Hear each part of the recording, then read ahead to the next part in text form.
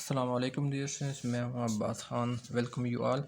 आज की वीडियो में हम इन तीनों क्वेश्चन को डिस्कस करेंगे कि टैक्स टू जीडीपी रेशो क्या होता है, इसको कैलकुलेट कैसे किया जाता है और इसकी इम्पोर्टेंस क्या है। ठीक है, तो वीडियो को आखिर तक देखिएगा।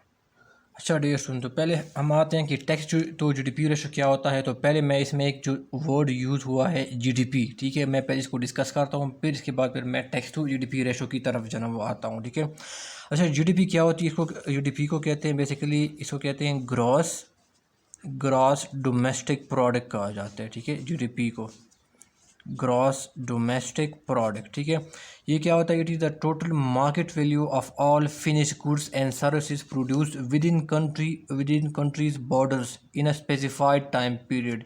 यानी यूजली जो ना ये एक साल के अंदर होता है। ठीक है, यानी एक साल के अंदर आपकी कंट्री की जो अंदर, ठीक है, किसी भी कंट्री के अंदर जो भी फिनिश गुड्स है और सर्विसेज है, ठीक है ना, उसकी जो टोटल मार्केट वैल्यू हम लेते हैं, उनको एडअप करते हैं। ठीक है, तो वो भी किसी कंट्री का क्या होता है, वो जीडीपी जो है वो कहलाता है। ठीक है, मैं वैसे एग्जांपल देता हूँ for the sake of understanding. ठीक है, for the sake of understanding, ठीक है, मैं सपोज करता हूँ कि ये है ना एक कंट्री पाकिस्तान है। ठीक है ना, इसमें से ये गुड्स जो है ना वो प्रोड्यूस हुए हैं। ठीक है ना, ये ए है, बी है, सी है, डी है। ठीक है ना, ये A B C D produce हुए हैं। ठीक है ना, और ये कुछ सर्विसेज जो है ना वो क्या किए हैं, सर्विसेज जो है ना वो प्रोवाइड की गई है। ठीक है ना, ये क्या है, एक्स वाई जी है। ठीक है ना, मैं सपोज करता हूँ ये गुड्स है या प्रोडक्ट्स प्रोड्यूस हुए हैं और ये क्या है, सर्विसेज है। ठीक है, मैं for the sake of understanding, ठीक है, जीडीपी को समझाने के लिए, अब हम सपोज करते हैं कि इसकी मार्केट वैल्यू क्या है, 100 है, इसकी मार्केट वैल्यू क्या है, 50 है, इसकी मार्केट वैल्यू क्या है, 50 है। ठीक है ना, टोटल मार्केट वैल्यू, ठीक है ना, फाइनल मार्केट वैल्यू, यानी जिसके ऊपर जो ना आप चीज़ को बेचते हैं वही इसकी क्या होती है, मार्केट वैल्यू होती है। जिसके ऊपर चीज़ की ख़रीदो फरोख्त की जाती है वो इसकी मार्केट वैल्यू होती है। और उसकी वो जो वैल्यू है ना वो 30 रुपये है। ठीक है, 100 रुपीज़, 50 रुपीज़, 50 रुपीज़, 30 रुपीज़ है। ठीक है, जब इनकी सर्विसेज जो प्रोवाइड की हैं इसकी कितनी है, इसकी 100 रुपीज़ है, इसकी भी क्या है, इसकी भी क्या है, 100 रुपीज़ है, और इसकी भी क्या है, 100 रुपीज़ है। ठीक है, मैं सपोज करता हूँ समझाने के लिए। ठीक है, और मैं सपोज करूँ कि क्या है, पाकिस्तान में इतने गुड्स प्रोड्यूस हुए हैं और इतने सर्विसेज प्रोड्यूस हैं। अब क्या करते हैं, हम इसको जमा करेंगे। ठीक है, इसकी फ़ाइनल जो मार्केट वैल्यू है, ठीक है, कि ए की कितनी है, प्राइस है 100 है, बी की कितनी है, 50 रुपीज़ है, सी की कितनी है, आर एस वो भी 50 है, और जो डी प्रोडक्ट है, गुड है उसकी क्या है, वो 30 रुपये है। ठीक है, तो वो कितने हो गए, टोटल कितने हो गए, 100 जमा 100 200, तो टोटल कितने हो गए, 230 रुपीज़ जो है ना वो हो गए। ठीक है, यानी इसकी 230 रुपीज़ की गुड्स जो है ना वो प्रोड्यूस हुए हैं पाकिस्तान में। ठीक है, मैं सपोज करता हूँ, एग्जांपल लेता हूँ। फिर जो सर्विसेज हुई हैं, सर्विसेज, ये 100 है, ये भी क्या है, 100 है, ये एक्स है, ये वाई है, और ये भी क्या है, जी है। ठीक है, इसको हम प्लस करते हैं। ठीक है ना, आर एस हम सपोज करते हैं, आर एस है। ठीक है, आर एस रुपीज़ है। तो सर्विसेज आपकी कितने प्रोड्यूस हुए हैं पाकिस्तान में, पाकिस्तान की जोग्राफिकल बाउंड्री के अंदर। ठीक है, वो 300 रुपीज़ की प्रोड्यूस हुई है। अब हम क्या करें, इसको ऐड कर लेंगे। ठीक है, इसको हम जो है ना वो ऐड कर लेंगे। ये कितने हो गए, 300 जमा 200 कितने हो गए, 500 हो गए, और 30 जमा करो तो 530 रुपये हो गए। इसका मतलब ये है कि पाकिस्तान जो कंट्री है इसकी जो जीडीपी है वो कितनी है पाकिस्तान की, मैं सपोज करता हूँ। ठीक है, कि इसकी जीडीपी कितनी बन गई, 530 रुपीज़ क्या होगी, वो बन गई है। ठीक है ना, तो इसलिए मैंने यहाँ पर बताया था कि क्या होता है, it is total market value, यानी जब इसकी जो भी फिनिश गुड्स और सर्विसेज प्रोड्यूस की जाती है किसी भी कंट्री की जोग्राफिकल बाउंड्री के अंदर, यानी पाकिस्तान के अंदर। ठीक है, चाहे वो पाकिस्तान की कंपनी हो या कोई फॉरेनर कंपनी हो, लेकिन वो बेशक क्या वो कंडीशन क्या कि पाकिस्तान की जोग्राफिकल बाउंड्री के अंडर प्रोड्यूस हो रहे हो। ठीक है, तो इनकी जो है ना हम उसकी सर्विसेज और जो प्रोडक्ट्स प्रोड्यूस हो रही हैं इसकी जो है ना इसको हम सम अप करते हैं। ठीक है ना, जमा करते हैं फाइनल मार्केट वैल्यू को, तो वो क्या होता है, वो किसी भी कंट्री का जीडीपी जो है ना वो बनाता है। ठीक हो गया, तो आपको जो है ना ये कॉन्सेप्ट क्लियर हो चुका होगा। ठीक है, कि जीडीपी क्या होता है।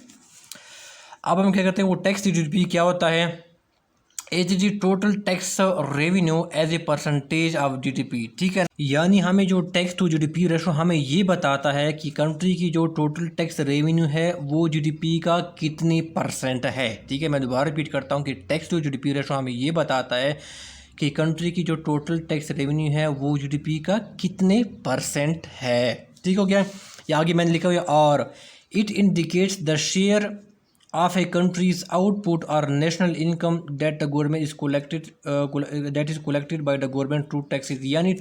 यानी जो टोटल आपकी जो नेशनल इनकम है कंट्री की या जो नेशनल आउटपुट है, ठीक है, इसमें से कितना जो है ना, कितना गवर्नमेंट को क्या क्या करता है, वो जाता है टैक्सेस की मद में। ठीक हो गया। यानी मैं दोबारा रिपीट करता हूँ कि कंट्री की जो नेशनल इनकम है इसमें से गवर्नमेंट को कितने परसेंट क्या करते हैं, वो जाता है, कितना शेयर जो है ना वो जाता है। ठीक हो गया।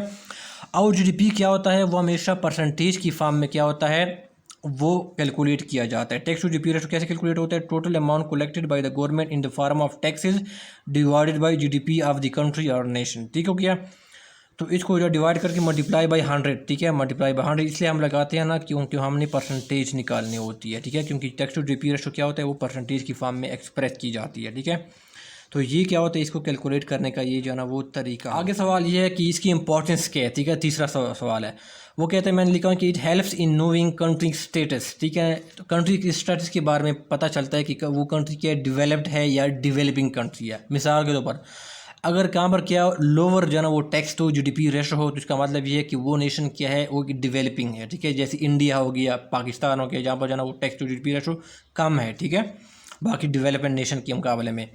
ठीक है, हायर रेशो जहाँ पर टैक्स टू जीडीपी रेशो होता है, वो इससे क्या ज़ाहिर होता है कि वो कंट्रीज़ क्या है, वो एक डेवलप जो है ना वो एक नेशंस है। ठीक है ना, तो इसकी इंपॉर्टेंस का जो है ना वो आप ये इसे पता जो है ना आप जो है ना वो लगा सकते हैं, टैक्स टू जीडीपी जो है ना वो रेशो। ठीक हो गया।